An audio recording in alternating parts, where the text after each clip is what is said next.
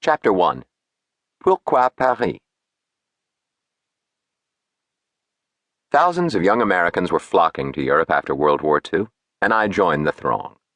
Late in June 1947, fresh out of college, I went to Paris, planning to stay for the summer. I stayed for 10 years.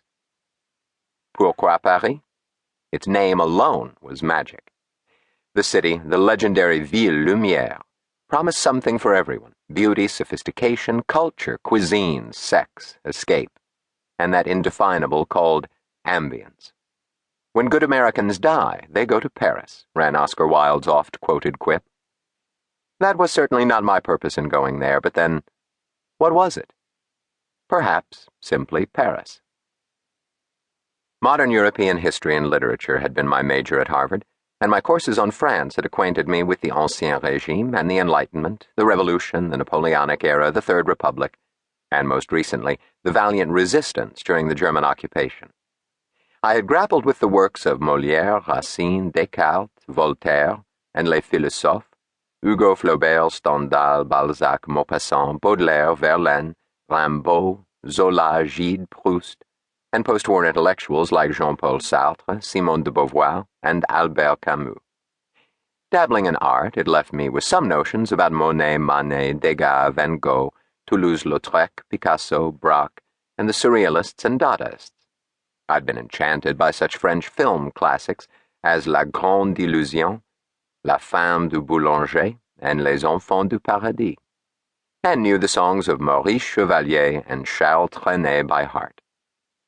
Along with the rest of my generation, I'd read Hemingway, Fitzgerald, and smuggled copies of Henry Miller's salacious novels, and dreamed of retracing their footsteps through Montparnasse, Saint-Germain-des-Prés, and the Boulevard du Clichy.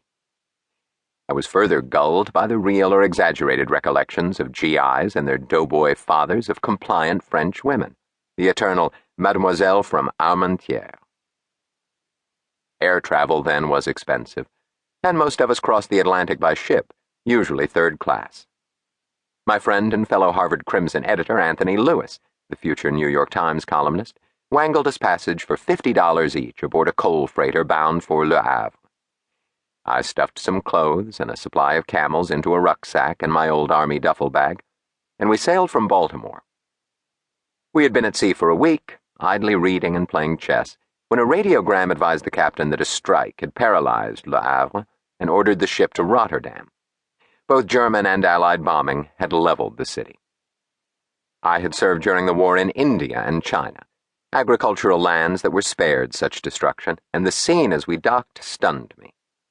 But it was only a prelude to the devastation I would witness elsewhere in Europe. Tony and I proceeded by train to Paris and made our way to the Lutèce, a Latin Quarter hotel that had been recommended to us. Situated near the Sorbonne, it was cheap, apparently clean, and primitive. My little room opened onto an air shaft and contained a narrow bed, a wobbly table, a tiny armoire, and a feeble light bulb. The toilet next door leaked. The smell of greasy cooking permeated the premises, and from somewhere upstairs came the mournful tones of someone practicing the saxophone. The two French students on the floor greeted me warmly, and, though my French was fractured, we managed to communicate. One of them, Hubert Doucet, was a dapper bon vivant with a silky goatee, whose affluent peasant parents deluged him with weekly parcels of butter, cheese, hams, and pâtés, which in those days of acute food shortages made him irresistible to girls. The other, Jean-Yves Gory, attended the École des Langues Orientales.